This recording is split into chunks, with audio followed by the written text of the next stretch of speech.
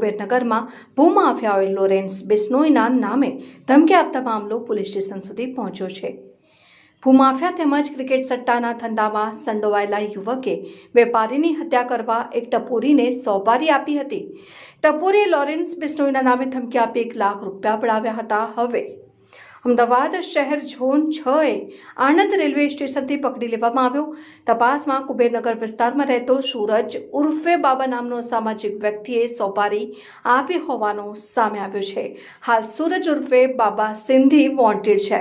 Police આકાશના સ્ટેટમેન્ટના આધારે કિશન ઉર્ફે સૂરજ બાબાની પકડવા માટે ચક્રો ગતિમાન કરવામાં આવ્યા છે। શહેરના સરદારનગર વિસ્તારમાં રહેતા ફરિયાદી હરેશ ઉર્ફે હરુ પ્રેમચંદભાઈ બોલચંદાણી જે કાપડની દુકાન ધરાવે છે અને વેપારી છે, તેણે સરદારનગરના તે મનીષ ઉર્ફે ગીલી અને બાબુ ઉર્ફે કિશન ઉર્ફે સૂરજ નામના 2 ભાઈઓ પાસેથી 2 દુકાનો 35 લાખમાં લીધેલી અને ત્યારબાદ આ બંને ભાઈઓ ઉપર લેન્ડ ગ્રેબિંગનો ગુનો દાખલ થતા સરકારી જગ્યામાં આ દુકાનો બનાવેલી હોય।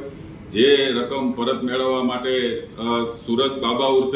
સૂરજ ઉર્ફે કિશન સાથે માથાકૂટ ચાલતી હોય અને એના કહેવાથી ફરિયાદી છે હરેશ ઉર્ફે હરુ પ્રેમચંદભાઈ મૂલચંદાણીને આકાશ હસમુખલાલ આડતિયા નામના ઈસમ દ્વારા ટેલિફોન ઉપર બિશ્નોઈના નામથી ધમકી આપી અને 1 લાખ રૂપિયા પડાવવાનો ગુનો દાખલ થયેલ છે।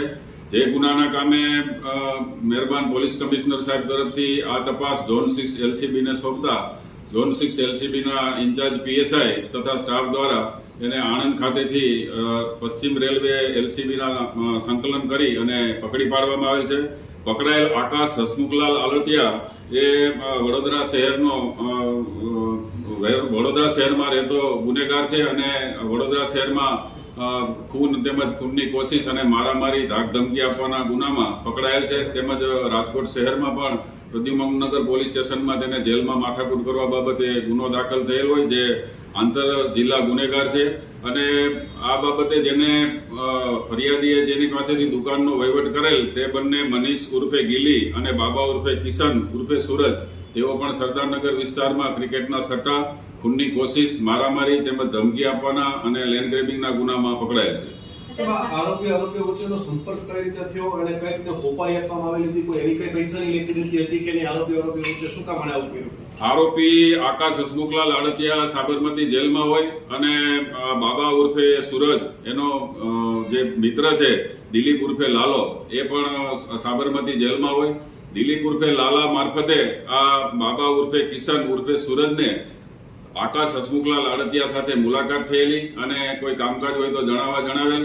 આ જે ફરિયાદી સાથે પૈસાની બાબતે માથાકૂટ ચાલતી હોય અને એના કહેવાથી આ આકાશ આડતિયાએ ફરિયાદીને ધમકી આપેલાનું પ્રાથમિક તપાસમાં જણાવેલ છે। કોના નામથી ધમકી આપી હતી? પૈસા લીધા કે નહોતા લીધા?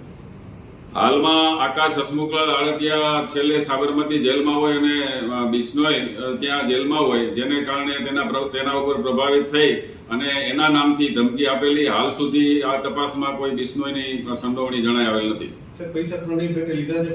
કેટલા લીધા?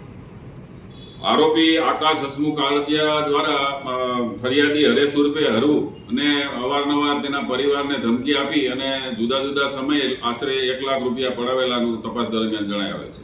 આગળની તપાસ કઈ દિશામાં અને કયા મુદ્દાઓ પર? હાલમાં જે પકડાયેલ આરોપી છે આકાશ હસમુખલાલ આડતિયા એની એલસીબી ઝોન 6 દ્વારા ધરપકડ કરવામાં આવેલ છે, જેના કોલ ડિટેલનો અભ્યાસ કરી કોના સંપર્કમાં હતો। આ જે ગુનામાં મનીષ ઉર્ફે ગીલી અને બાબા ઉર્ફે કિશન એનો શું રોલ છે એ બાબતે તપાસ કરી અને તેઓ વિરુદ્ધ પણ કાર્યવાહી કરવામાં આવશે। ઓકે।